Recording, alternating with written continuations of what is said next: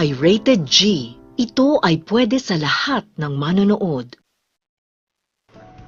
Hello mga kapuso! Naku, ang dami na naming napagkwentuhan ni Alden. And ang dami niyang na mga roles na nagampanan, no? Ano ba may mga roles na nagampanan mo? Ang dami, merong drama, merong psycho killer, merong teen heartthrob, parang halos Ang dami lahat. na. Halos lahat. At hindi lang yan mga kapuso dahil isa rin siyang recording artist. Yan naman talaga. Huwag na tayo mag-sample natin dyan. Pero syempre, sa showbiz kasi dyan, yung as tayo as actors, as artist, kailangan versatile tayo, marami tayong pwedeng gawin. Pwede tayong kumanta, sing and dance, lahat ng kaya natin i-offer sa viewers, dapat meron tayo nun.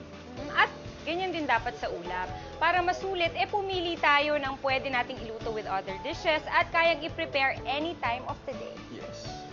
Kung gusto nyong malaman kung ano yung recipe na yan, tumutok lang po kayo dito. I'm Jeneline Mercado and this is Sarap with Family. Let's go! Ito na.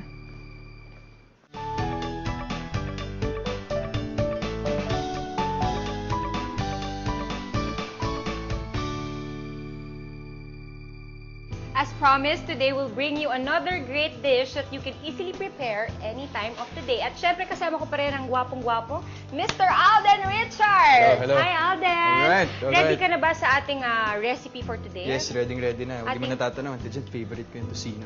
Tocino recipe ang gagawin natin ngayon. Saktong-sakto. Teka, tocino recipe meaning meron tayong pwedeng malutong ulam using tocino. Kasi di ba, pang breakfast lang siya. Usually, di pa ako nakatikim ng tocinong may sahog. Alam mo, Alden, yan ang akala mo. Akala mo pang breakfast lang. Mhm. Pero, we can do that with CDO Fantastic Young Pork Tocino na very versatile din, katulad mo. Max recipe. Today's recipe ang pininyahang CDO Fantastic Young Pork Tocino. At ito ang mga kakailanganin nating ingredients. 1 pack 450 grams CDO Fantastic Young Pork Tocino. 1 cup pineapple chunks. 3 cloves garlic, chopped. 1 piece medium onion, diced. 1 piece red bell pepper, diced. 1 piece green bell pepper, diced. 1 piece carrot, diced. 2 tablespoons soy sauce. 3/4 cup unsweetened pineapple juice. 1 tablespoon oil. Fish sauce to taste.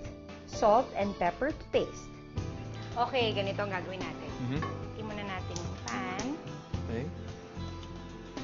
Tapos, lagyan natin ng cooking oil. Vegetable oil. Ito ng oil. Ikaw ba, Alden, nagluluto ka? Yes, yung mga basic lang. Mga adobo. Katulad ganun. ng adobo. Adobo, yeah, favorite kong lutuin. Tapos? Sometimes, minsan, sinigang.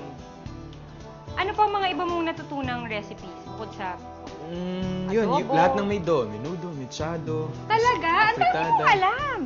Ha, hindi basic yun. Mahirap Hindi ba na yun, basic? ha? Yung Oo. lola ko kasi yun. Kailangan mo ba ng spatula? Thank you. Okay. Okay. Lagyan na natin yung onion. Very basic. Sote-sote. Suti-suti. Alam mo yan. Ikaw,